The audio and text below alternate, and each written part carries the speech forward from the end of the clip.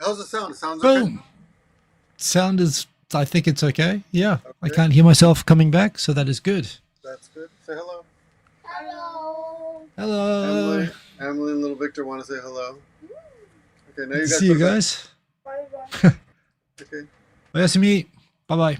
Oh, there's this. There's this. There's this. Okay, there we go. Okay, good. Okay. Good night. Close the door, please. I think Dan Thank H is you. sarcastically saying that we are bang on time. As Yeah. always, we Hey always guys, are. long time no see. I've been warned not to show you No, my don't show those gross E3. pictures. No. Pretty It gross, was right? too much. Yeah. He would send them to me without any warning. Like I'm about to send you something really gross, and I'd just open up line and I'd see like this pussy open wound Oh my God. and So for those, flesh. It was pretty gory. I will Yeah, just Victor's been verbally, suffering. yeah, I'll verbally describe what happened. So just in case you don't know, 3 weeks ago today, three weeks ago today, I was making a video out in the country, and I fell Yeah. into a concrete ditch. Went back and looked at the video. I think I coughed. I think that must have been when I lost my balance. I fell into the concrete ditch, and I hit the front of my shin on my right leg very hard. But I just thought it was bruised, so I just hobbled. I kept doing the video for about an hour, and about 40 or 50 minutes, and I came home, pulled up my pant leg to discover that my leg was actually cut. Even then, I Yeah. didn't realize how bad it was. So I went and drank. I washed off in the shower. It hurt like hell. Yeah. Put some soap on it. It hurt like hell. Then put 3 bandages on it, band-aids. And the next day, I could not walk. I hobbled. Well, I could kind of walk. I hobbled to the hospital. They gave me some. They said you can go to work. Don't worry. They put a bandage on it, put some cream on it, and I went. I just got worse and worse and worse. Next 3 days, oh my God, it got infected. My leg got like this big. Went Yeah. back to the hospital, the clinic, a whole bunch of And you times. described it, and I said that sounds like it's infected, and you're like, no, no, no. They put some cream on it. It's fine. Yeah, yeah. I But thought you it was gonna be described fun. it as being like inflated. I was like, oh my god, Victor, go back. You could lose the leg. I mean, shit. Hiko, do you know chawamushi? Yeah, of course. Is that what your leg looked like? That's what the inside. Oh god, no, So no. there, I'm not sure of the Oh. pronunciation. Maybe you know the pronunciation. There's something called debreeding. You know what that is? Debriding. Debriding? It looks like debriding, the spelling, but it's called debriding. So it's when they basically take the dead tissue out of a wound, and they used to use maggots. They used to put Oh yeah, yeah, maggots yeah, in yeah. the wound. Yeah, for and gangrene. maggots I mean, would that's eat- right. Yeah, yeah, yeah. Yeah. So my leg, That's what they should have done. It got really fat, and then the wound just grew, just spread out, and it was so disgusting. And they were just pulling out the dead junk, whatever's in there, the flesh. You know, I don't Yeah. even know why dead flesh was being produced, but the funny thing is, it did not hurt when and the guy could see my bone. I could see my bone. Ugh. Yeah, You yeah, could see yeah. all the way to the bone. It was amazing. But my bone wasn't broken. I got a rentogen, an X-ray, and yeah, it was a few days of. I got an IV for 2 days to get rid of the antibiotics, to get rid of the inflammation and what's it called, edema or something. But anyway, it was. Jesus. Tai shot his hand with a nail gun last week. Say again? It's like, are you guys in competition? Tai Nakamura shot his hand with a nail gun last week. Really? Oh my God. Yeah. That's Yeah. amazing. Yeah. There's But there's a lot of vomiting emojis in the chat right now. So I said don't gross people out with pictures, but I'm glad Yeah, that they you told me found not to. a way around that limitation. I will make a video later and I will label it to tell you all be careful, but it's pretty gross. Well, what I'm impressed by is, I mean, originally it sounds like an old person thing, right? You fall over and you're injured for Right. 3 weeks, Yeah. but it was actually really serious. It was actually super, but it was also kind of an influencer problem / new type of technical issue. I mean, you're innovating on many. I mean, I can't reach this level of influencer. The type, there are those influencers who are like shooting selfie videos live and they literally like fall off cliffs and stuff like that. Oh yeah. And you're in that category now. Like I can never catch up to your level of channel. I just can't. I just can't. I always look where I'm going like some sort of idiot. I don't know. I feel like I need to up my influence I again. was stepping over the concrete ditch as I coughed and I lost my balance. Yeah. Anyway, but so every day It's dedication I got to the this craft. open wound. Oh yeah. So for those of you who want to know, I can't get it he recommended I not get stitches because of it's a jagged wound, and he said it would be better if it just grows together from the inside out. So, is it me or Victor's audio is lower? Okay, how about is this better So- now? If I put that right there. I know. Sure, I can turn my mic down to make Is it that better now? match. Perhaps. Laura, let's just give us some. Lara. There we go. I've turned my mic down, so maybe we're more equalized now. Your audio sounds the same volume to me, Really? Hello, but hello. I don't know how we compare. That's the Oh, problem. you can tell. I've got two. By a massive amount. You've got maximum. Wait, I could. Oh, wait. Hold on. Oh yeah, I've got. Well, I'll turn my how many? I can't see how many lights you've got. I've got I can two, turn you've my got three. sensitivity down. Okay, I've turned my sensitivity down. Well, I can just put it like this, so we can. This should be healthy. And Victor's using the same mic as me, by the way. Yeah, It's we just have the mine same slightly mic, bigger. but for some reason. Okay. Anyway, I don't think Victor's crazy. Oh, That was a joke. he He's might- actually got the he same might mic. be right. He might be right. Let's check. I did not even check the thing. Oh, Hiko, I would check on the mic here. Let's see. Oh, I'm not. He's right. Oh, you're not using the Checked mic. it with another software before. How You pay all this about- money for the mic, and you don't even Ow. turn it on. How about Oh. now? Was that Wow, better? you sound good now. Is that better? Okay. What's Thank your- you, how many Jane. lights are you getting? Are you getting 3 or 2? Now I'm getting 2, 3. Yeah. Okay, then I will turn mine to 3. There we go. This should be better Okay. now. Thank you. Wow, thank you actually sound like you have a good microphone now, which is the same microphone as me. So you. Well, it should be, but it's a Mac. all It's an old Mac. caps, It's a so 6-year-old. much better. Anyway, so I rearranged my. I spent the whole weekend going through old hard drives and rearranging my layout here. I've got 3 monitors now. I've got a new monitor. So. Nice. That's what I'm doing. I'm But rocking 3. oh, you've got 3? Yeah. Oh, nice. Okay. Well, there we go. Anyway, there's a bunch of stuff I wanted to talk about. We were going to do a live show the day that I got hurt. Yeah, Remember? that's Yeah. right. And we were going to watch Sylvie's Sylvie the Queen, I think is her name, and Sylvie she the did Queen. a video, a very popular video about papakatsu. Yeah, sugar And daddies. Have you heard about that? Yeah, I mean, Sugar it's daddies, yeah, basically. So apparently there's like a kind of a app where you girls can sign on and they can find their sugar daddies and they can go out with these guys and they pay for everything. Yep. So then she interviewed someone on there and we're going to react to it. But today, so much has happened in the last 3 weeks that I think we'll put that off, or maybe I'll even do it alone because I do feel like I owe her. She's been very, very nice. And I mean, sent a bunch of I would messages. be delighted to join any sugar daddy related conversations, but yeah, whenever Okay. we can fit them in. Yeah, maybe we can do one a little bit sooner rather than later. But Papakatsu. papakatsu sounds so bad. You know Italian. what? Katsu. Katsu sounds like katsu, so it's like my father's penis. Oh, Yes, really? that would be it. There you go. Katsu means penis. I think so. I did not know that.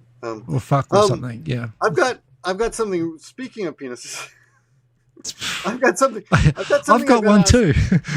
Sorry. I've got to ask something that I've never heard before, and I'm a little bit shocked at this. Okay, so check this out. As long as it's not another injury. Just a sec. I gotta ask you about this.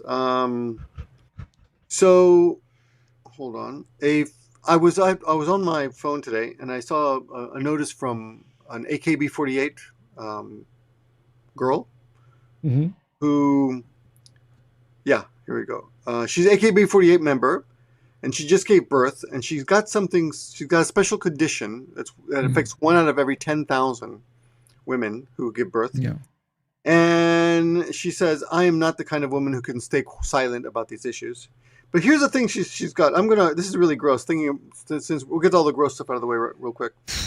She has poop coming out of the wrong hole. Okay. Well, that's a thing. What? So Okay. So here's the Okay. question for you, Hiko, because although I've lived in Japan 34 years and I know many words, many bad words, I've never heard this one. Benga. Ready? yeah, bingo. I mean, Ben- so far it's Ben normal. is So far poop. that's medical. Ben Yeah.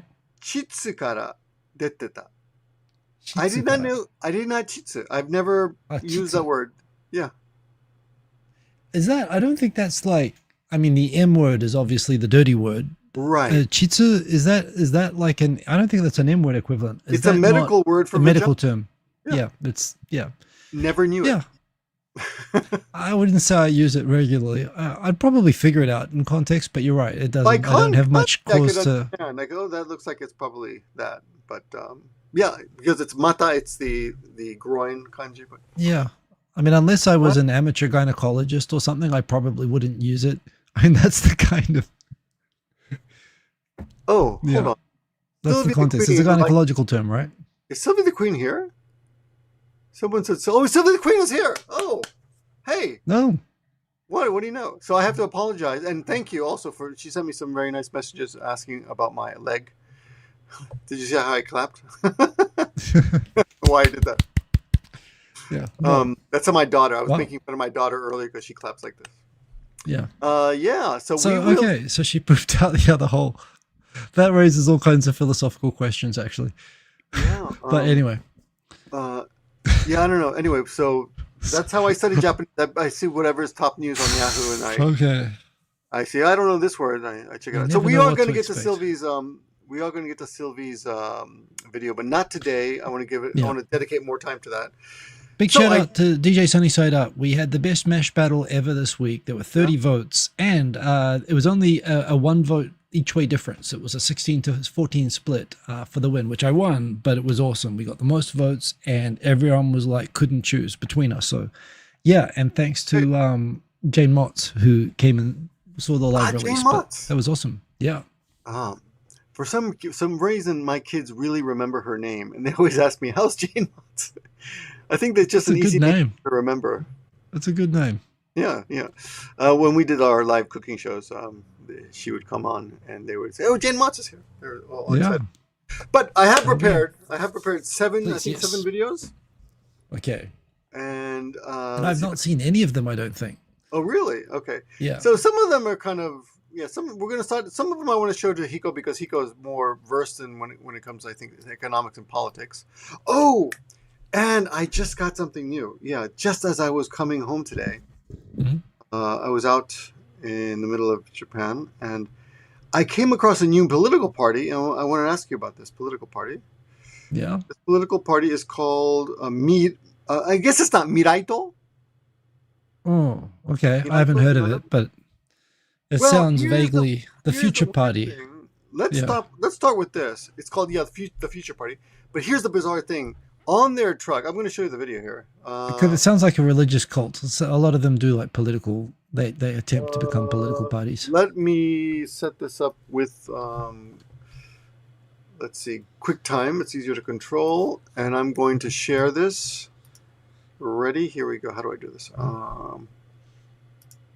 Share screen. Maybe.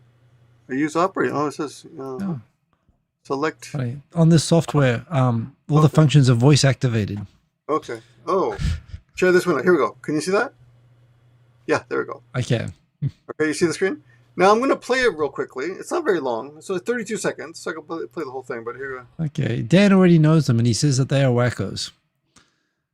Mirai to mezase. Mirai to. But look at that. There's Trump. Yeah. There's Trump. MAGA written on the side. Yeah. And moving my camera so I can sort of see. Yep.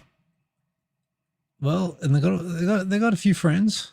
Yeah. That is all the purple hats. The station, and they were cheering. Do you know anything about this party? Nothing other than they are obviously insane.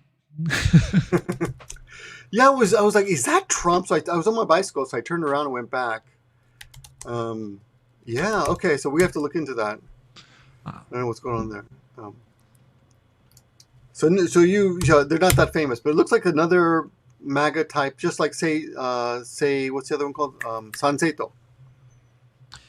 Yeah. Well, Sanseito, at least, I mean, you can disagree with their political beliefs, but they are a party, right? They have a manifesto and policies and stuff. Yeah. A lot of parties in Japan, there are so many political parties, and there are joke parties, there are scam parties, there are religious cult parties, there are insane person parties. And I don't know if the Miraito is that they want Trump to increase the tariffs on Japan. If is that their platform, I don't know, but it does. I can't really imagine just from what little I've seen that they have much of a chance. The Tomorrow Party of Japan. Apparently, they were just formed this year in May, so it's a very new party. I wonder if I can find something about them online.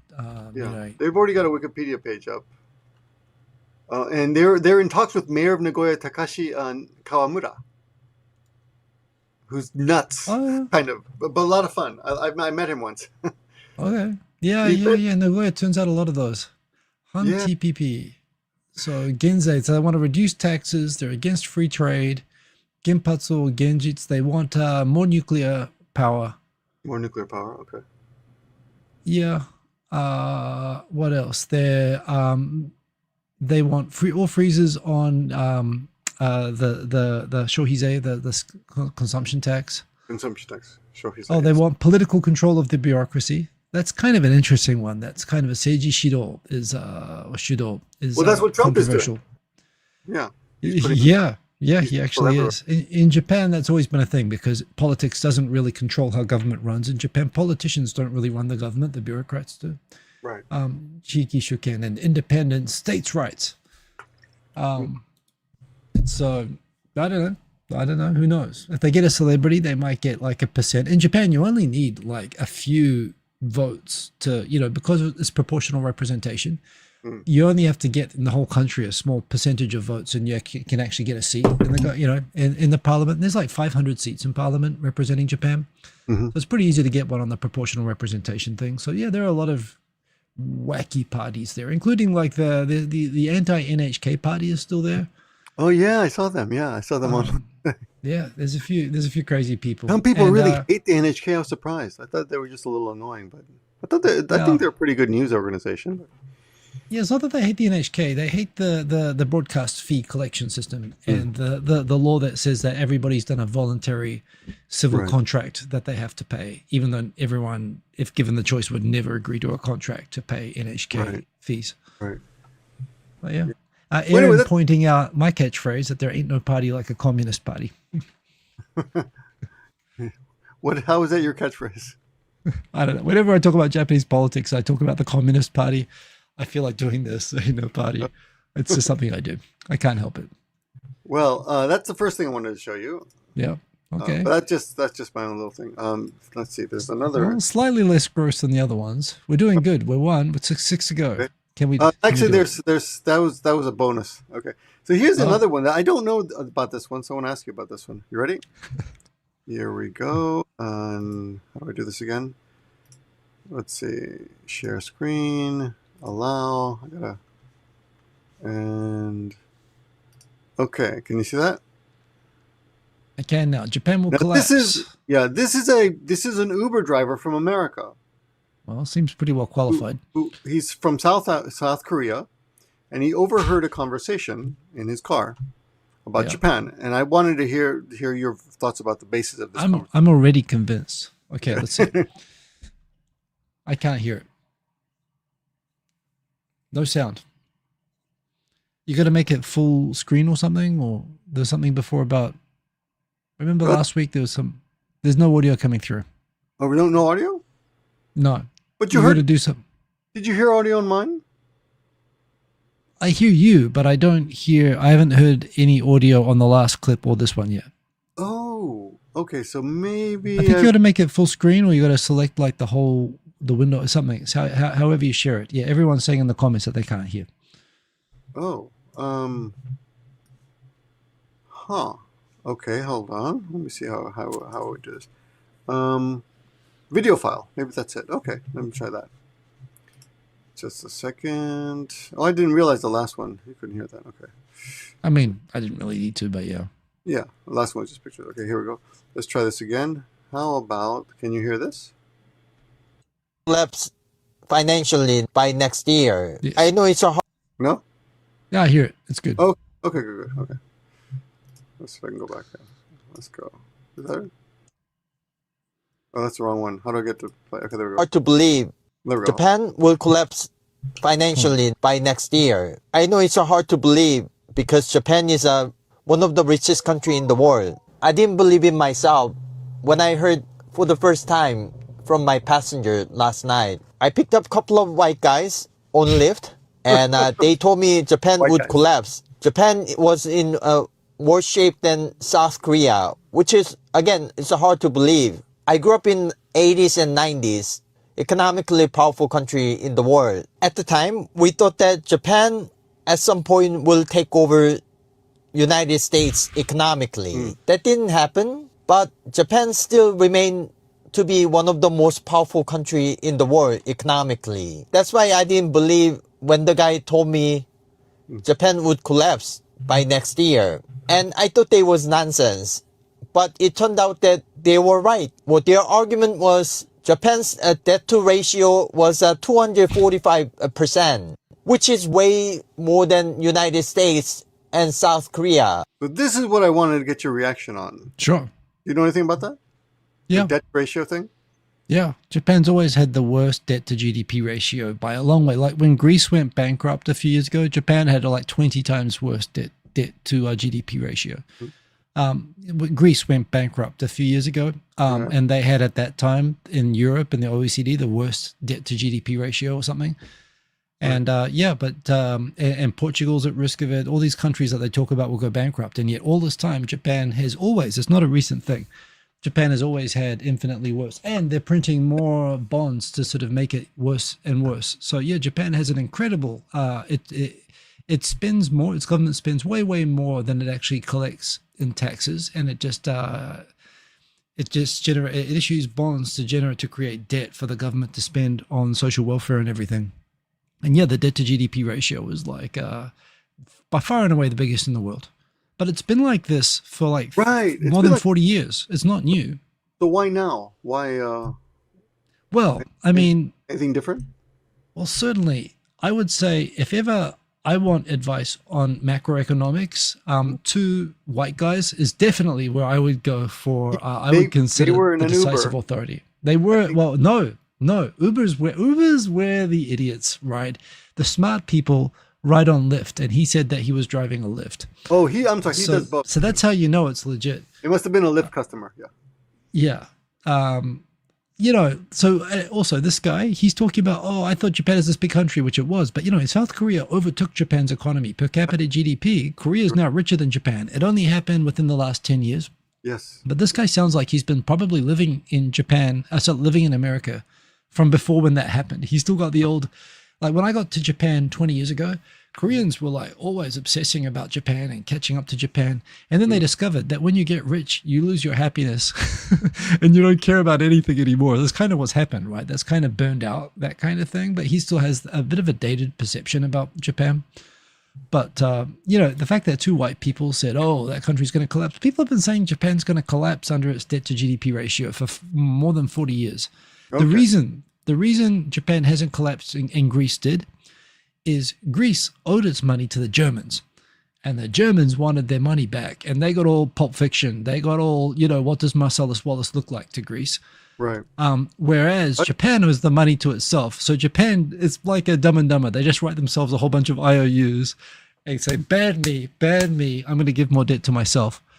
So that's it. Japan's debt is not held by overseas. It's held by domestic banks. And, none of them are ever going to call in the debt. So at the moment, Japan's kind of like, at some point, it's like a huge Ponzi scheme that is bound to collapse at some point. But there's nothing that would point to it falling apart next year. Because the only way it would collapse would be by the banks calling in the debt. And the banks are all supported by the Japanese government. So, no, wouldn't happen. Okay, I thought maybe I was missing something because he said it's going to happen next year. So, okay, that's good. Well, I mean, two white people, kind of ourselves, I would say it is a pretty strong authority for the imminent collapse. But maybe I would say that these two white people say those two white people are wrong. And I think that cancels out the whole thing. It means neither of us are right or wrong, because when you have four white people disagreeing in a 50-50 split, it all just goes back to where it started. Okay. But it's like the four white person rule. Good. That's the first one. We got 7 of these. So that's number 1 of the 7, actually. So Okay. That's my take. Thank you. All right. Here's number 2. This one I thought was fascinating. Yeah. And 25, residents of Kutchan, a small but world-famous ski resort town in Hokkaido, launched a petition with 4,000 signatures to block the construction of a foreign worker dormitory. The proposed facility would house 1,200 seasonal workers, most of them foreigners from Southeast Asia, who are needed to run the ski resorts and construction sites. Okay, there's more to that, but yeah, what do you think of that? Have you heard of this? Yeah, and yeah, I have the Asian Boss. I do like this channel, Yeah. but it's a little bit much sometimes. I like the street interviews on it, but when the president comes out, this guy comes out and talks, it's always a little bit. Ugh. So Kutchan's beside Gloom and Niseko, doom? right? Sorry? Yeah, well, you know. Yeah, well, exactly. Near Niseko, yes. So Niseko is, you know, like an Australian village, basically. The whole area is a ski area. And, you know, during winter, the place gets taken over by foreign skiers, particularly Australians, but also others. And now other tourists as well with the tourism boom. So, yeah, there's tons of hotels and tons of ski resorts and everything. And, yeah, they have both foreign tourists and foreign, you know, workers. Back when I was in the 90s, Aussies and Kiwis used to come and work on the ski fields during our summer vacations, which is the winter in Japan. Oh, you yeah, did so they won't. I didn't do that, but a lot of my friends did. They'd come and work on ski fields in Japan. So, you know, yeah, they want foreign workers for the hotels and stuff. And they said, I mean, Kutchan is like a village nearby, but it's got like a population of like 5,000 people or something. And yeah, they don't want a 1,200 person dormitory, but that's all to support the businesses in the area that are bringing in which is ostensibly the wealth. Right. It should be, you know, but sure. And a no-brainer, right? It kind of is, but there again, I mean, you can understand how a bunch of old people probably not liking how the village has changed. But the petition doesn't mean anything, honestly. Yeah. I mean, you look, everything's gotten super expensive up there. You know, I'm sympathetic. Well, listen to the rest of this. So I think the rest pretty much mirrors what you just said. Residents cited concerns about noise, garbage, and nighttime safety. One petition organizer said that she felt as if they were becoming foreigners in their own town. After all, 1,200 workers would be 10% of the town's entire population in a single complex. But here's what's interesting. The same town has been struggling with closed shops and an aging population for years. The local convenience store can barely stay open because there aren't enough workers. So you have this fascinating contradiction. Locals protesting the foreign workers who are needed to serve the foreign tourists whose money keeps their town alive. Right. So this is, remember the last few months we've been talking about Japan is cooked? Yeah. This is why I think Japan is cooked. Because they cannot, this contradiction, they need the foreign workers, but they don't want the foreign workers. Absolutely. You know, it's similar to the Akia problem. You know, all over the town, there are these dying towns. And people think, oh, I'm going to go revitalize these towns by coming and buying these abandoned, you know, houses that are these ghost towns, right? We're going to inject life and attract families from the cities to move into the countryside. And those families, Japanese families, not even foreigners, they move into these small towns. And the people in these dying small towns immediately, you know, impose all the sort of the village, oh, you've got to, you know, show up at all the village meetings and you have to, you know, pay all these fees and stuff. And they basically harass the young families that come in out of the towns. Like they would literally rather die than be saved. It's almost like HOA in America. Yeah. Well, I mean, it's an even worse version of that. The Japanese like cultural insular village thing, and they literally would rather, like, this is how a lot of Japan is dying, actually dying. A lot of these towns and stuff. And this idea, this is why it drives me crazy when they say that they want to pay Japanese people money to move into the countryside, to save the countryside and not move to the cities. Everyone moves to the cities because they're assholes in these towns, you know. Like, honestly, it's a win-win. Well, you get away from them. What about you in your neighborhood? Do you have any community requirements? Of course not. No, this is Tokyo. You know, Tokyo, nobody gives a shit. So we do. Like every the first Sunday of every month, I go to the jinja and I rake leaves at 8:30 in the morning. And they say 8:30, but actually by 8 o'clock, it's already like, got half the people are already there. And I'm there with my son, and we're raking leaves. And I do it. Community member. Yeah, I'm a good community member. Yeah. I'm one of the first there. I don't want anyone to think that just because I'm a foreigner, I'm not going to pull my own weight. Things like that exist.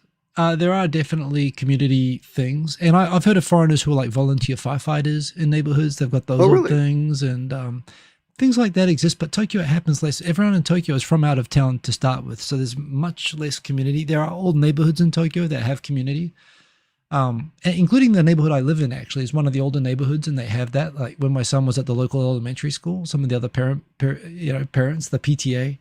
There was a lot of stuff there where you could tell the parents have been here for a long time, and they do a lot of extra voluntary stuff. But in Tokyo, that's pretty rare. It exists in Tokyo, but it's overwhelmingly like to the point of hazing and bullying in a lot of these small towns. And so these people, like, you know, not being comfortable with foreigners walking around is literally just a town that would rather be left alone to die than to actually succeed. And that is what it is. But also they don't really have any say. Which, you know, is why Sanseito is getting votes and so on as well. I mean, yeah, maybe this is how Japan is cooked in some ways. It is beautiful and people are nice, but oh my God, you know, the pressure. Yeah. Hey, by the way, what's his name? DJ Sunny. Yeah, Sunny Side Up, yeah. Reminded me that we also have recycle duty. Oh, yeah. Oh, So- yeah, yeah. So They go recycle. inspect everyone else's rubbish to make sure they're separating properly, and they bully the living shit out of anyone who doesn't. Yeah, and I do that too. But that's only once every 3 months. Yeah. But I have to give. Oh, you do it I have to yourself. You actually go collect Well, and stuff. No, I mean, there's a guy who they put a little note in my mailbox say it's your turn. And on that next Thursday morning, I have to go at like 7:30 in the morning, and wait for people to bring their garbage, and I make sure that everything's separated.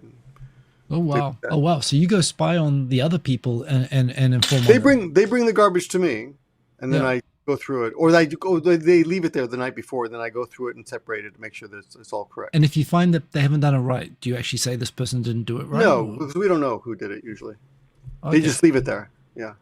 Yeah. We got mean, a question from Danny H. Yeah. Let's see, what does he say? The guy who came up with the concept of GDP, Simon Kuznets. What is this? Oh, that's his name? Didn't Yeah. like the concept idea. Personally, I'm more of a fan of PPP. Do you know about this? I don't. This is above my pay grade here. This is all economic stuff. I don't know a lot about it. I've done political economy 30 years ago. But just in terms of if you tell how Korea is doing better than Japan, for example, there's different ways to measure it. Like, okay, I said before that Korea's per capita GDP is higher than Japan's now. On Right. average, they make more money.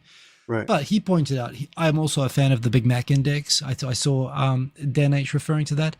There are different ways to measure whether you're really doing better or not. In Japan, even though Japanese are earning less in US dollars than Koreans are, you could say everything's more expensive in Korea, so Japanese are still winning, is something that you can say. But there again, then you could say that Thailand's winning. Means you right know. now. I see. Okay, PPP. Okay. Yeah. Yeah, that makes sense, and I gotta agree with that. A lot of people say that you can't live in Japan on a small salary, but you can do pretty well.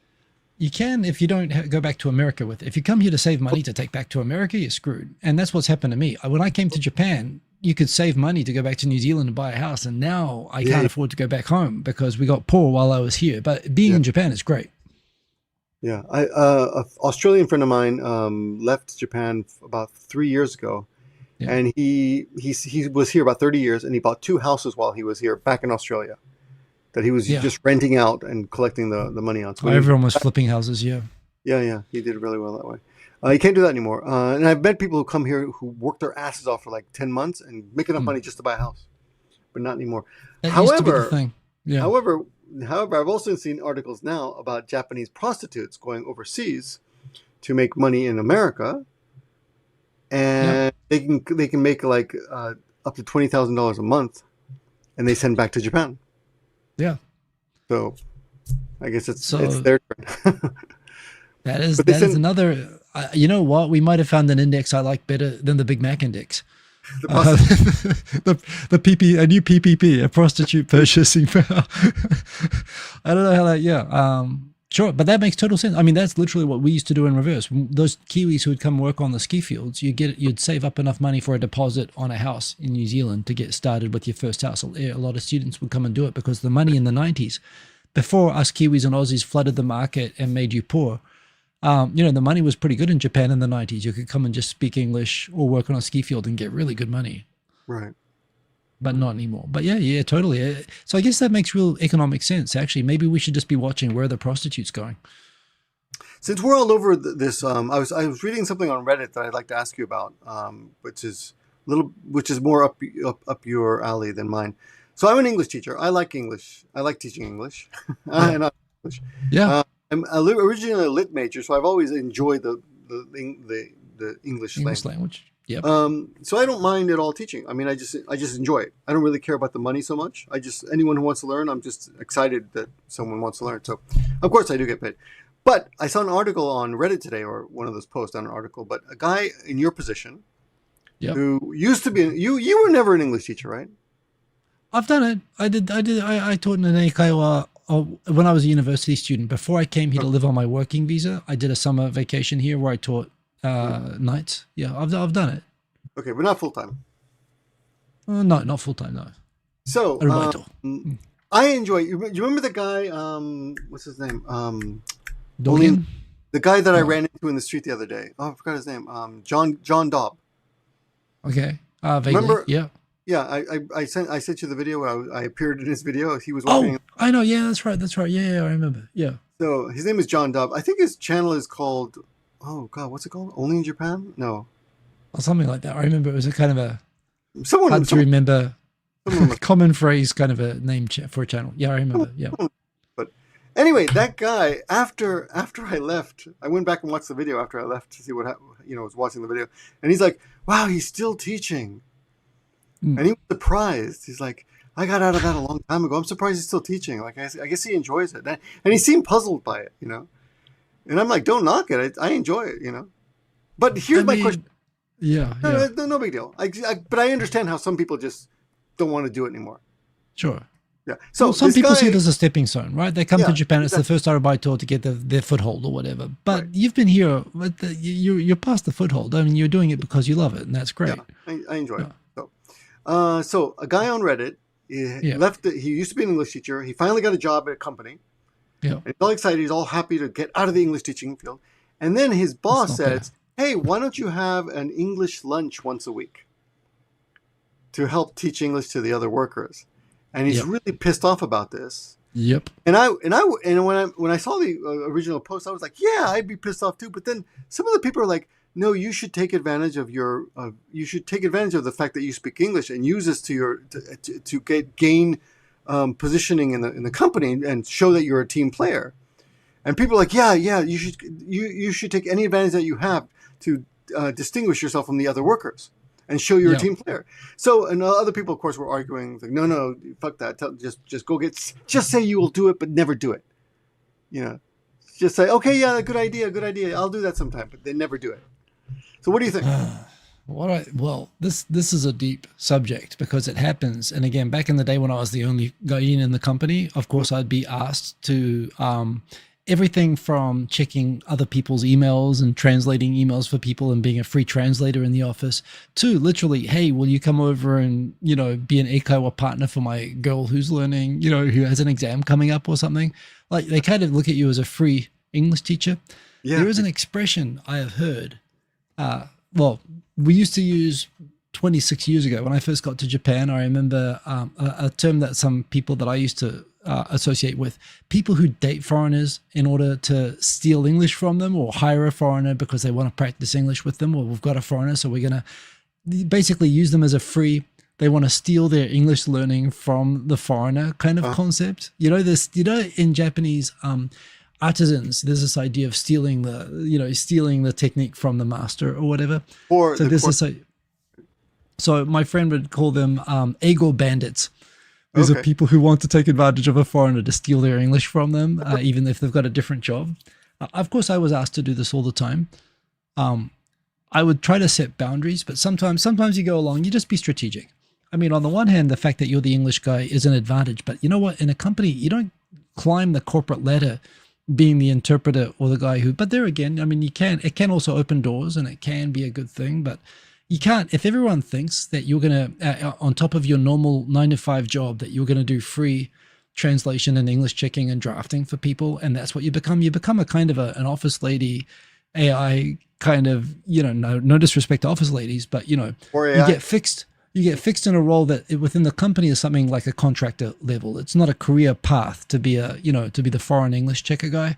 So no, you don't want to get pigeonholed in that at all. And I know plenty of people who've quit jobs because they felt like they became the ego guy in the company and they didn't like it and they didn't get to do the work that they wanted, or they had other work pushed on them. I don't know. You shouldn't be an asshole about it. You shouldn't promise to do it and not show up. That'll backfire. But and if you want to do it, and this is the other thing, maybe if that's what you want to do, if that's you get good bucks and they pay you the same and they let you go home at 5 o'clock, well, why not? But I also get that you want to be taken seriously and developed professionally. And you don't want to be distracted from that English teaching. So I don't know. I'd be strategic about it. Do it sometimes. I would check email. I would translate emails for the company president. If he's doing a presentation, I'd check his speech. I'd do it, but I wouldn't do it for any Oji-san walking up to me in the office. I'd say sorry, I don't have time. Right. What I would have, if I were in that position, and I used to work at a company too. But I was actually hired just to write all their emails to American companies or European companies, so that was fine.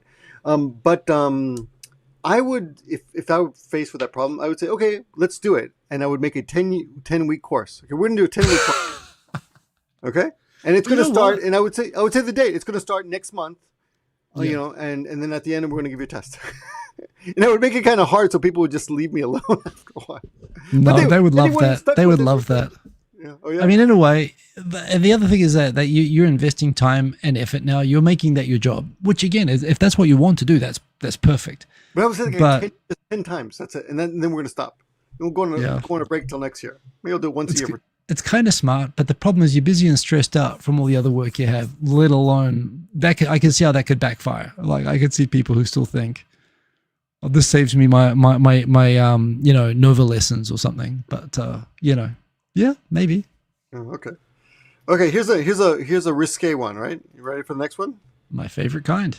Okay, this is my middle name is Risque. This is a good one. This is a Japanese comedian, but he actually uses news topics as his this is material. As his fodder. Just like us. Ready? Yep. At last, Japan has welcomed the first humanoid female robots offering sexual services. A robot delivery health service has arrived. Soon, Japanese may become an endangered species. Okay, so before we continue, I do want to explain a couple things to everyone. Health in Japan, in case you don't know, a health club. Fantastic branding. Yeah. If you want good health, don't go to a health. Exactly. That's one of the first mistakes I made. I went to a health club in Japan because I thought it was a gym. I thought it meant gym. Yeah, and it was on the top of the building. Like a health spa or something. Yeah, it's I actually thought it was a gym, so I went up there and it was closed. It was like they do clean your pipes.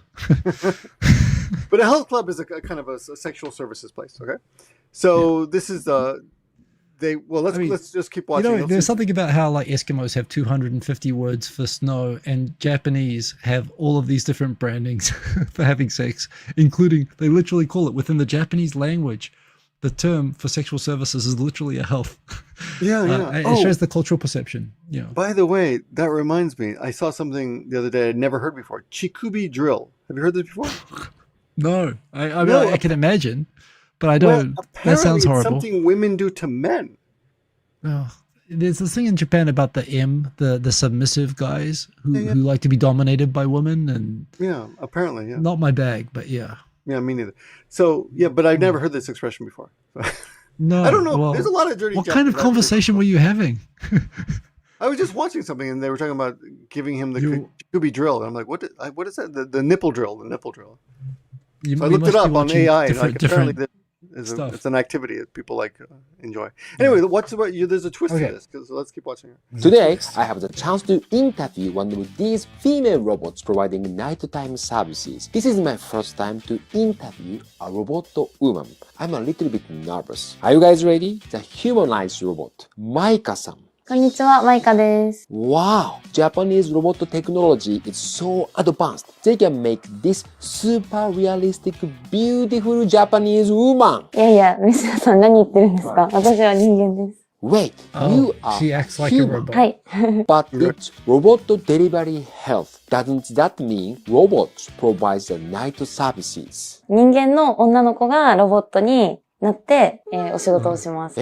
What do you mean? AI に仕事を奪われちゃう前に、私たちがロボットになって AI の仕事を奪ってるんです。Guys, in Japan, instead of humanizing robots, we are robotizing humans. What do you think?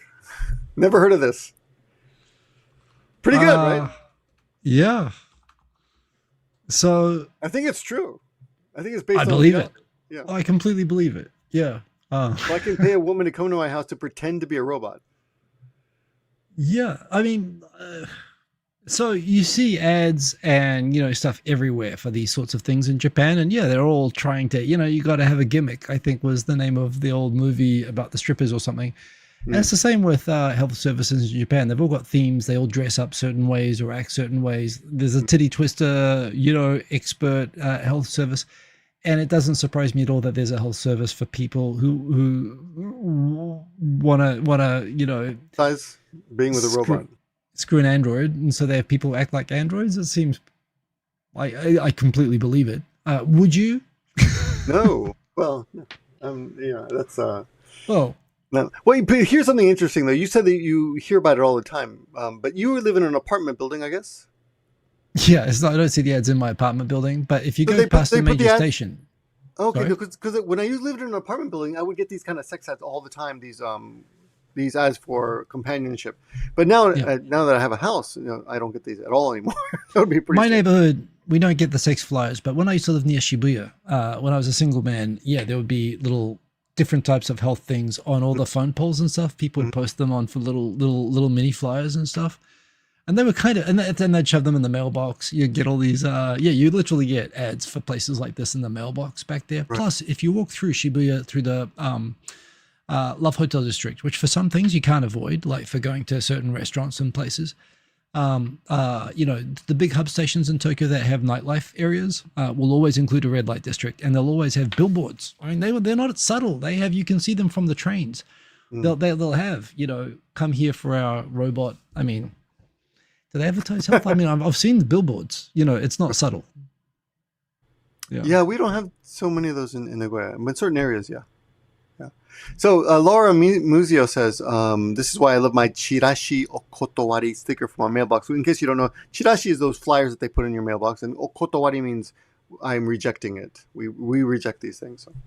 It is amazing. In most countries, if you stick a "please don't put crap in my mailbox" stickers, and nobody ever pays attention to it, right? Yeah. But in Japan, they pay attention. They will skip your mailbox. It's actually highly effective in Japan. It's like... Yeah, you can literally just put a "fuck off" sticker on your mailbox and people will obey it. Right. Okay. So that's that one. I think that's pretty... Well, let's see if there's any more on that one. Fuck AI. You guys might think Japanese people are so strange, but this place is very popular with foreign tourists. Most of the customers... This is what I wanted. Yeah, this is the part that surprised me. Apparently this place is very popular with foreigners. Yeah. So what do you know? Customers are Americans. It seems these adventurous Americans come to Japan to live their own version of the American dream. Okay, so that's that one. Pretty good one, right? I found some good ones, right? You did. Okay, here's the next one. Yep. Here's the next one. I don't know. We're not going to get through all of them, but we're doing a pretty good job. This is the fourth one. This is called Japanese Are Struggling. This is a gay Chinese guy who lives in Japan.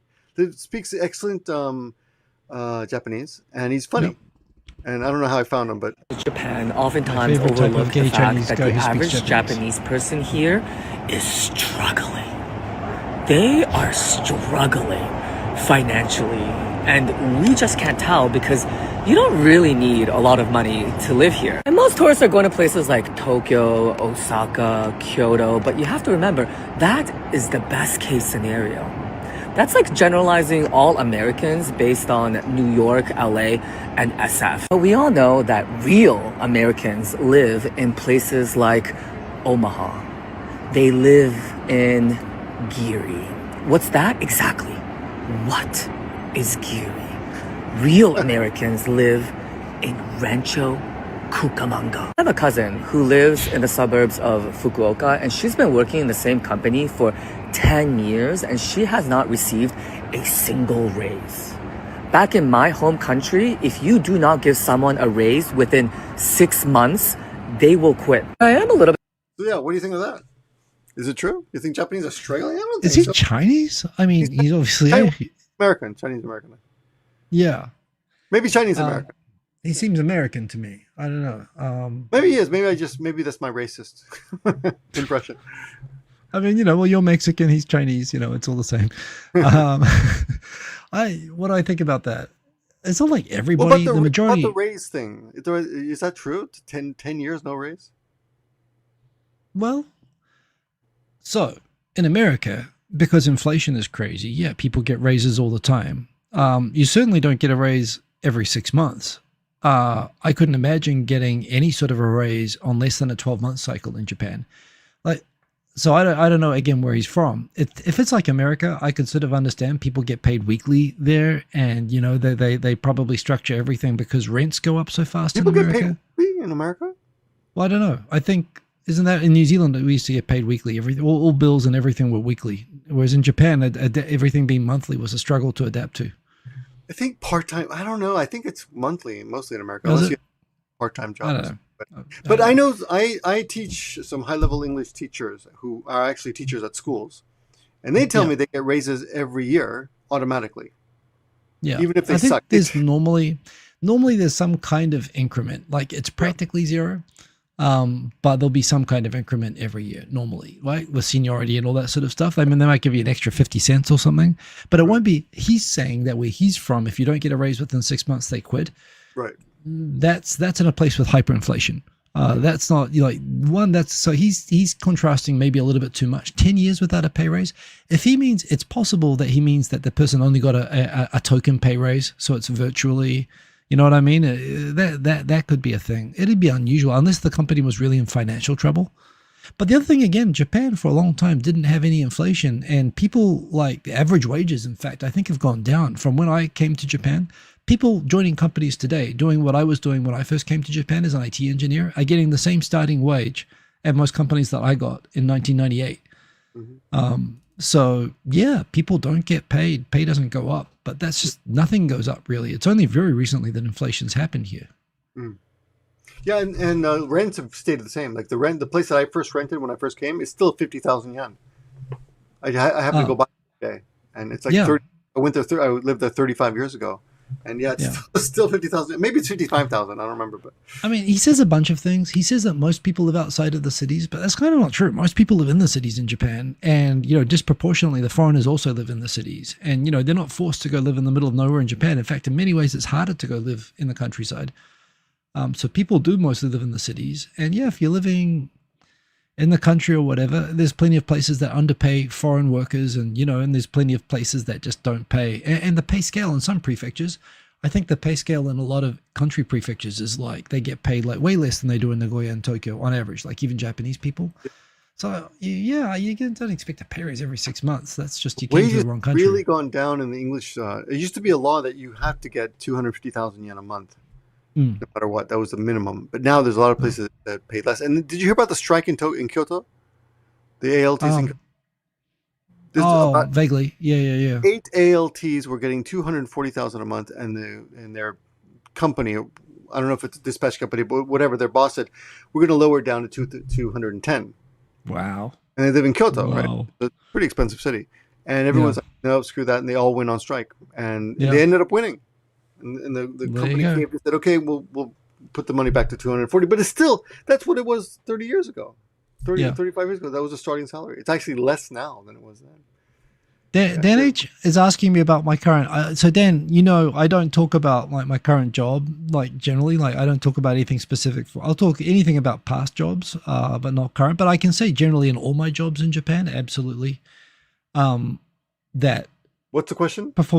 He's asking performance reviews with underlings, so they come with salary increases. I mean, everyone's salary will always increase incrementally over time, and it'll go up more if you get a positive evaluation. Absolutely. Evaluations, even Japanese companies, were always tied to salary.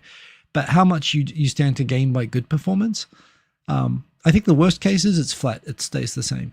But, it's complicated. So I won't talk about the current thing, but you know, there's the situations where, for example, if people are getting paid in stock, like happens in a lot of IT companies, the value, you know, the value of the stock can go down. You can lose money. When I was getting paid in US dollars, when I worked for a US company, the US dollar went down to 72 yen to the dollar.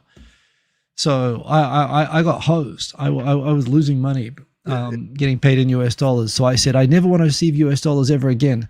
But now you do. And then I got hosed again. I remember when it was down to 52. 52. Geez, that must have been a long time ago. Yeah. So I was 2009, it got down into the 70s, but that was the lowest it's been since I got here. Okay. Anyway, so that's that guy. He's fun though. And by the way, I'm going to put links to all these guys. He seems cool. These are all Instagrammers. I see. Okay, here's another one. This is that was. Oh yeah, this next one is a good one, and I think we got some debunking to do here. Here's the next one. Yep. This is, you'll see as soon as this is number 6. Yeah, here we go. 承知してるかどうか聞いてるんじゃないんです。これね、上皇后両陛下がご在位の時にこれほど Well, actually, we don't have to watch this one because we already know the story. You've heard the story, right? Yeah, this is in Kyushu that they wanted to build a Muslim cemetery, and everyone got upset and said no, they don't want Muslims burying their people in Kyushu. Right. Yeah. But I hear that this was actually from like 3 years ago. Yeah, it's gone back a long way. But they were presenting it recently like it just happened, and everyone's running with it. Like, look what Japan is doing. They're smart. The orange scarf, just by how she started talking before about the emperors, I suspect this is a Sanseito person. Yeah. So this is what's confusing. So they're digging dredging it up, yeah. Yeah, because Sanseito I don't think they're 3 years old yet, are they? No. But you know, they're appealing to voters, the sort of voters in Kyushu who rallied together in white hoods and pitchforks to stop Muslims ever being able to bury people in Kyushu. You know, so they want that's their demographic. They're 5 years old. Sanseito's 5 years old, so it possibly could be her from 3 years ago. Maybe that's where they came from, but yeah. Okay. So this is a big bullshit story, as in this is true, but it happened 3 years ago or so. Well, it's still happening today, like the resistance to it. But yeah, this thing came up it came to a head years ago. Yeah. But there are cemeteries in Japan where you are allowed to bury. Yes, but not in Kyushu. Yeah, so there's consecrated burial. And look, by the way, for what it's worth, Kyushu has Nagasaki, which is Japan's biggest Christian city. And, you know, people from Kyushu, Kyushu is the biggest Christian island in Japan. People like Taro Aso, his family, a famous Christian family, and, you know, Fukuoka as well. So, you know, in terms of, there are places where I think you can bury people in the ground, but generally speaking, Japanese cremate people, right? So to them, it's kind of gross to put an uncremated body into the ground. It's kind of unhygienic, even if you put it into a casket or whatever. And of course, it's not very eco-friendly. You know, you cremate people and have a cemetery, they're much more space-friendly and so on, and space is sort of at a premium. But the idea that I think Muslims, they don't want to cremate and they want to have a specific Muslim cemetery that doesn't exist. I think the Christians already have theirs. So asking for land in a Japanese village to turn into you know, which to them is kind of like, to people who are not used to the idea of allowing a body to rot in the ground is kind of gross and culturally weird. Yeah, there's just this, we don't want those foreigners there. And then you have the overseas people jump on top. Oh, you don't want foreigners in Kyushu. You don't want Muslims in Kyushu. You get the anti-Muslim people standing up, you know, with the Japanese right-wing nationalists, and that's the thing that is happening. A lot of British people coming online. Yeah, a lot of foreigners go on and pretend to be Japanese, and they say, "Oh no, you don't want. Yeah, the Muslims are terrible. You don't want them." Not even just standing up for that. Say, yeah, you guys are smart. Don't do that. Which is bullshit. And if you think that you don't know anything about Japanese history, you know, Japan's actually relationships with Muslim countries has been fantastic. With Indonesia, Japan helped Indonesia kick out the Dutch. Indonesians love Japan, and they're very moderate Muslims, and a lot of them want to come to Japan because they love Japan and they want to help support Japanese farms and work in Japanese factories. And you're saying that, you know, you don't want any of them here all of a sudden because some British person told you that they don't like Muslims? Like, how fucked in the brain are you? So, you know. What religion are Vietnamese? Vietnamese are not, well, it's communism, I think, doesn't like any sort of religion, but I think they're Buddhist if they're anything. Okay. By the way, Jem Watts is saying it's not about not wanting Muslims, it's about not wanting the land for burial, which they have a right to do. Yeah, they don't. That's right. They're objecting to it being used for a cemetery. But the Muslim thing, the problem is the nationalists and all the people, the racists who piled in, cottoned onto the Muslim thing. And there are places where you can bury people, Christian cemeteries, but those are existing in Kyushu. That's the problem. Unfortunately, the anti-Muslim thing came in. Originally, you're right. It was just about not wanting to have a cemetery in your town, like where you bury people. That's true. That's how it started. But then, it became we have to protect ourselves from foreigners. It's exactly, and these are the same towns that had the thing where they had a sister city exchange with African towns. Right. And then all the nationalists said, "Oh, they're going to take over your town. Don't let the Africans come." They're going to import what's his name? Charlie Kirk, right? Remember that guy? Yeah, they're going to import millions. I've noticed that he hasn't Africans. said anything racist in the last 2 or 3 months. Yeah, it's funny. How did that happen? Yeah. No, but seriously, that's a stolen joke. Oh, stolen ballot. There's he's the one that said he came to Japan like a few days before he died, and he said, "Yeah, if you let 40 million Pakistanis into Japan, it's not going to be Japan anymore." And nobody said they were going to let 40 million Pakistanis. I mean, some insane number that nobody ever suggested. You put out these red herrings that these arguments that nobody ever made, and argue against that. By the way, Iran. When I first came to Japan, Iranians were a very popular foreigner in Japan. Did you have that time? Yes. Well, Japan still is one of the only countries America allows to buy oil from Iran, and Japan has super positive relations with Iran. Actually. Yeah, they do. Yeah. But I mean, have you noticed a lot of Iranians in Japan and Tokyo? Yeah, I've met a bunch, and they're all great people. All the Iranians I know are awesome. I think it's such a tragedy that country is all locked up, because I've never met an Iranian that I didn't think was awesome. Mm. Yeah. Well, in Nagoya, when I first came, and I'm not trying to badmouth Iranians at all. I have some friends at the gym who were from Iran, but a lot of them worked apparently selling drugs in Central Park. We have a Central Park in Nagoya. We call it Central Park, which is a ridiculous name. But it's a major, just like New York City, there's a big park that goes right through the center of Nagoya, where the TV tower is. And it used to be mostly woods. Right now, it's become a big shopping center now. It's really nice. All these upscale stores and really nice restaurants, really, really fancy. Big water fountain and stuff. But it used to be just trees, Yeah.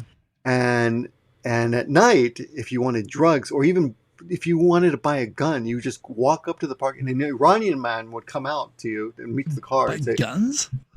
Well, that's what they say. They said you could get anything, even a gun. Holy with crap. the rumor, but you could buy drugs. I mean, I've never done it, but I knew that people sold drugs there because they would approach them.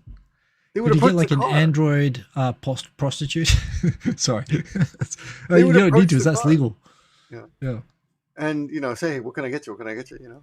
And it was. What? For what it's worth, going back 15 years ago in Sentogai in Shibuya, it was kind of famous that there was a couple of alleys there that were sort of famous, and TV would do specials of it. And their reputation was that was associated with the Iranian people back then as well. Right. That would often be selling drugs there. But I didn't know them. The Iranians that I knew were fantastic. So, you can't paint the whole thing with a few assholes. Yeah, of course.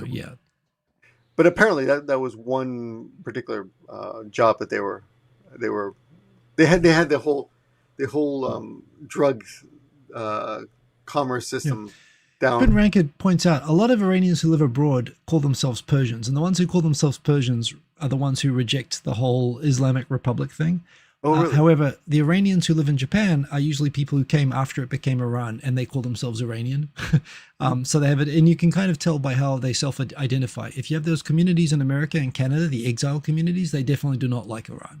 But in Japan, you don't have these exile communities like you do in Europe and America. They're actually came a couple of years ago because Japan has such positive economic and social ties with Iran. It's kind of it's low key. But yeah, Japan has has a very special relationship with Indonesia, has a fantastic relationship with Iran and UAE and the Arab, the Arab countries as well, the oil countries. Yeah, quite a few of them too. I met them quite a few of them in Japanese school. Yeah. And Japan always takes basically the Arab world's side on Israel issues. It doesn't have any real ties with Israel, and it does have a huge dependence on the Arab world. So yeah, it always votes kind of on the liberal side of things with regards to Israel-related issues. So I've seen Japan's very pro-Muslim. Both groups protesting here in Japan, pro-Palestine, Palestinian groups and pro-Israel groups. But I think Japan is overwhelmingly more pro-Palestine than Israel in general. At best, neutral on Israel. Yeah. I think the whole world is. Okay, I got a big one that there's one more that there was a stupid one that I didn't quite understand. I thought maybe it's short, so I'll give it, we can do both. Here's a stupid one from Takaichi Sanae, who's the Prime Minister of Japan now. And I don't know. Your math and invest everything in me. You can't see that, can you? I can now. It just flipped over. Yeah. Okay, here we go. Let's try it again. Ready? Just shut your mouth and invest everything in me. サウジアラビアでは日本の漫画アニメが非常に人気だと伺いました。本日は進撃の巨人の有名なセリフを借りて私のスピーチの結びといたします。Just shut your mouth and invest everything in me. Japan is back. Invest in Japan. I find her so annoying, personally. Well, you know, she's a politician, so she's got that going against her, and she's from the LDP. But look, I respect what she's achieved. Yeah. Well, she's quoting from a manga. Why did she pick that line? I don't know. You know, but look, that's what I want to ask you. What? Shut your mouth and invest everything in me. Yeah, not a best moment, but you know. But there again, there's a lot of things about her I do respect. Like so many people in the LDP and politics in Japan are like fourth or fifth generation. They're all like aristocracy type. She's worked her way up herself, both as someone without a political background or political family, and as a woman, and gotten through the most, you know, institutional party, which says she's got to be smart. You know, she's had to have worked incredibly hard, which by all accounts she does.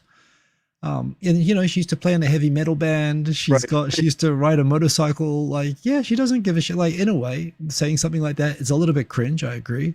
But on the other hand, it also reflects that she's kind of willing to do her own thing and not just what her advisors tell her, which is kind of, you know, and that's how she's gotten through the pack. So I kind of respect, even though I think honestly it's a little bit cringe personally. What is this comment from Danny? They called Ishiba a weeb?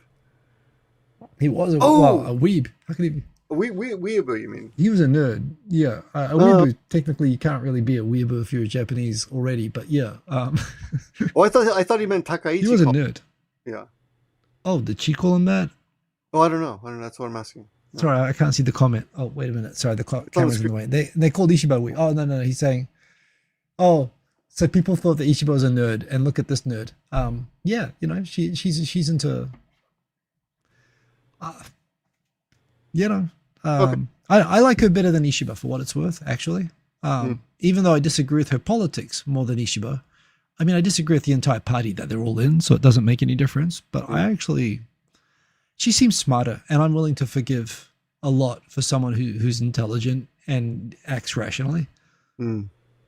Well, supporting the Trump thing, I don't know. Was that rational? I guess that's rational. I guess political. Yeah, that is rational. And anyone would be there kissing his ass. Remember, you're right. Remember Abe backward somersaulting in the sand bunker, trying to throw the game of golf he was playing against him?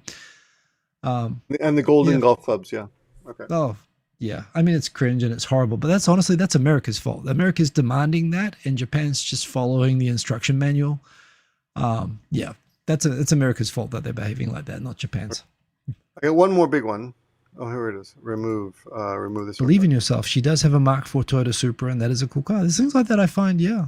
She has an independent brain, which, you know, is something. Here's the last one, and this is a big one.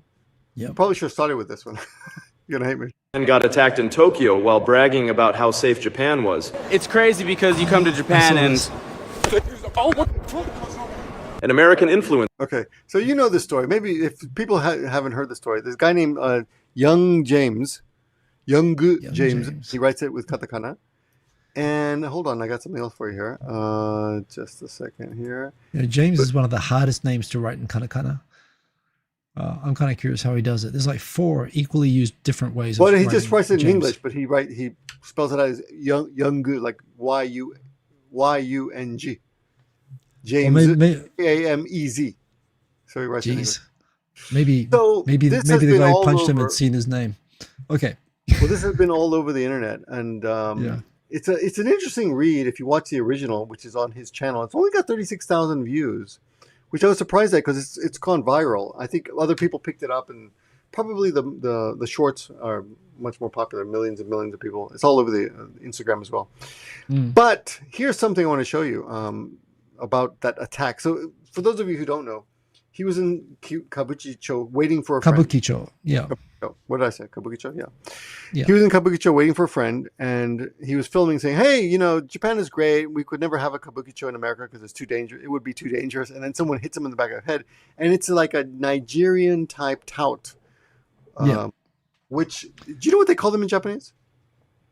Touts?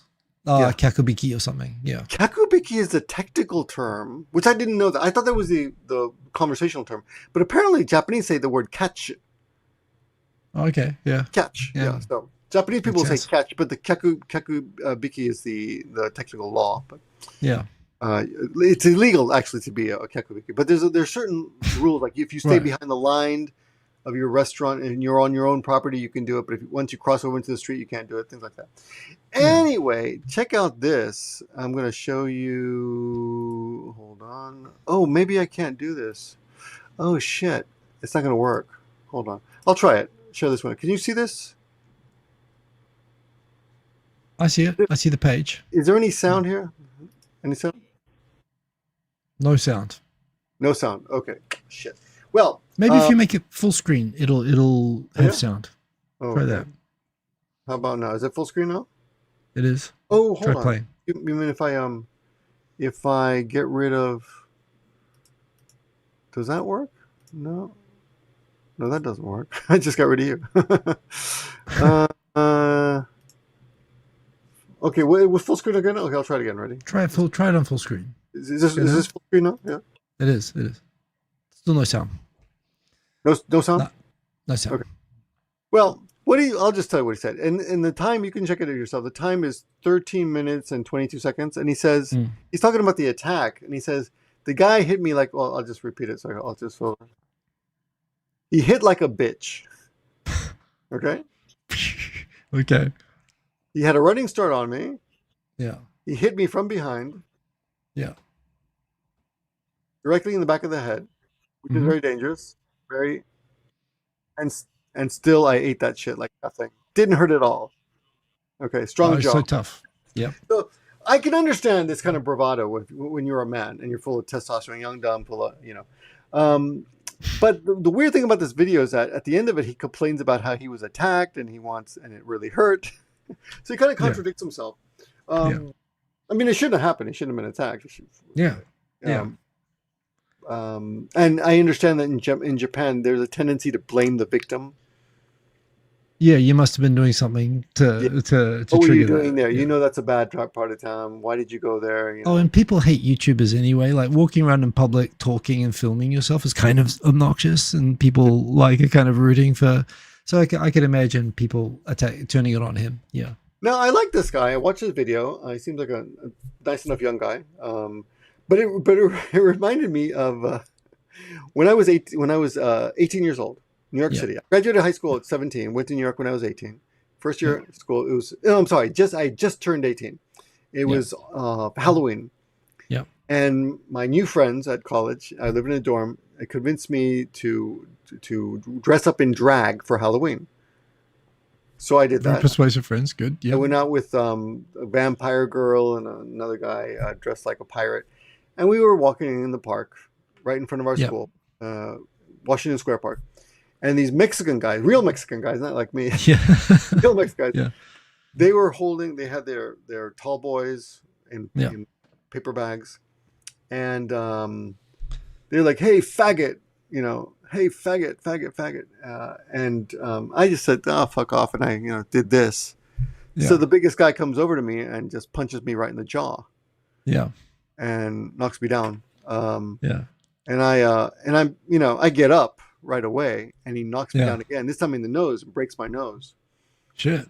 And this time the girls that I'm with finally jump in and say, hey, maybe we should get away from these guys. And we're literally like I don't know, 100 yards from our dormitory. So we just go back to the dorm and I wash off. But I remember being very confused. I said, how I got to go out there and get revenge. but I Yeah. couldn't get the mascara off my eyes. Well, you'd be I like gotta get Batman. You just wear the mask around it or something.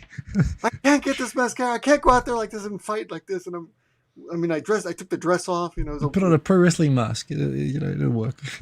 But anyway, I understand. You know, when you're attacked, that you want to feel like you know, you want revenge. You want to go back there and fight, and you have these conflicting ideas of what you should do. Yeah, out for justice. Yeah. But anyway, I don't know. He's gone viral. You know, doing this. A lot of people said it was fake. I don't think so. I believe it. Did you see the video? The timing is too perfect. There is something there where he says, you know, Tokyo's the safest place. Even around here in Kabukicho, you can do whatever you like. Boom. You know, it's like there is a little bit like I don't know what came before the video. So I've dealt with aggressive touts in Kabukicho, including like kind of scary, like worried that this guy's going to escalate. But there was an interaction before they got shitty and, you know, it seemed crazy and I got away from them. But, you know, the idea that a tout will just go and punch random people in the head because they're walking and talking. That I don't understand. I mean, the worst tout in the world. How can you be a tout if you're punching your customers in the head without even talking to them? Yeah. So yeah, there's something about between it. How did that happen spontaneously? Because I can't imagine that what he was doing would just on its own trick with all the foreigners in Kabukicho nowadays. Like Kabukicho has become like a theme park. Honestly, it's become these big hotels there. There's kids running around, and you know, it's become. It still has the red light, dirty stuff, but it's got like the Godzilla movie theater and all the stuff at the same time. So the idea that you're walking around in front of the Toho, you know, Godzilla cinema and the family hotels, and a tout comes and punches you in the head in the middle of, you know, walking and talking in English.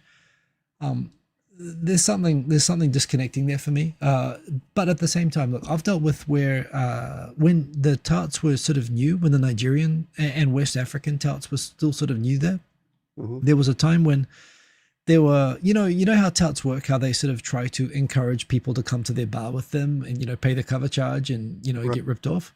Yeah. And a lot of these guys were clearly just recently arrived in Japan and, you know, knew a few phrases, but couldn't really speak Japanese properly. And they weren't really in tune with how you do interactions in Japan. A lot of them are really aggressive. Like even when you say, hey, I'm sorry, I'm not interested, and move on, and that should be enough. They don't leave you alone. They follow you and they say, you know, and I remember being with a group of Japanese people, and this guy who spoke terrible Japanese, he kept following him, wouldn't stop harassing, saying, come with me. No, you have to come. And I sort of, you know, and his Japanese was terrible. And I sort of said, and he was going for my friends. I was like with a group of 7 or 8 people. And at one point, and I was just in the middle of the group, and he wasn't talking to me, but he was hassling, and the Japanese people were sort of trying to avoid talking to him at this point and moving away, you know, how they try to avoid, and he was following them. And so I stood in between him and my friends and said, hey, dude, look, we've said no, just, you know, let us go. And he lost his shit. He said, I wasn't talking to you. He started shouting at me in English. I wasn't talking to you. Don't you dare talk back to me. And I thought he was going to hit me, actually. He lost his mind. And honestly, I thought this guy's fucking unhinged. And, you know, the reputation that these are people from gangs who are coming over here and they're working with places that are under protection there and stuff like that, it totally lived up to that stereotype. So I could imagine in that scenario that I pissed this person off just by saying, leave us the fuck alone. We're moving away. I could imagine how I could have stood my ground and ended up, you know, him hitting me in that situation.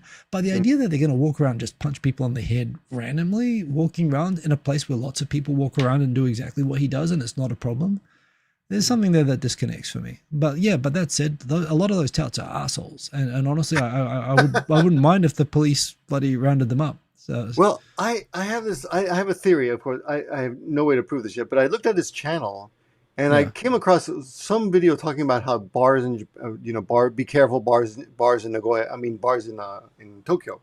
Yeah. And he's warning people about it. So it's possible that these tout recognized him and recognized the video from a previous warning people way. I don't know. I don't know. It seems kind of sus. I don't care. I don't need to watch a video to see younger James telling me about how it is in Japan. But something there seems off. And you know what? I used to do the same thing, brother. I'd take my friends out clubbing in Kabukicho, and I would say, "You're now standing in the most dangerous place in Japan," just to show how not dangerous it is, just like he did. But the idea that you get punched in the head at the moment that you say that sentence, that's a little too choreographed. I mean, it's incredible. That's like getting struck by lightning 3 times, kind of, you know, unlucky. You think it's fake? It's sus. I mean, I saw the video. Logically, you make complete logical sense. I just feel like it. I don't know. I mean, it could be real. Just like me getting struck by 3 bolts of lightning at the same time could be real. Okay. You know, I've got no evidence that it's not real, but I'd say he's incredibly unlucky. I'll look at it again with maybe new eyes and see. Look at that. But anyway, there he is. Young James. Yeah. I think he's more of a TikToker. I think he's bigger on TikTok, but yeah. Anyway, we're way over our scheduled time, but I want to thank everyone for joining us. Sorry it took us so long to get back. That's my fault. The juggling bum, for what it says, by the way, the juggling bum says he's been watching Young James for over a year, and it's definitely not fake.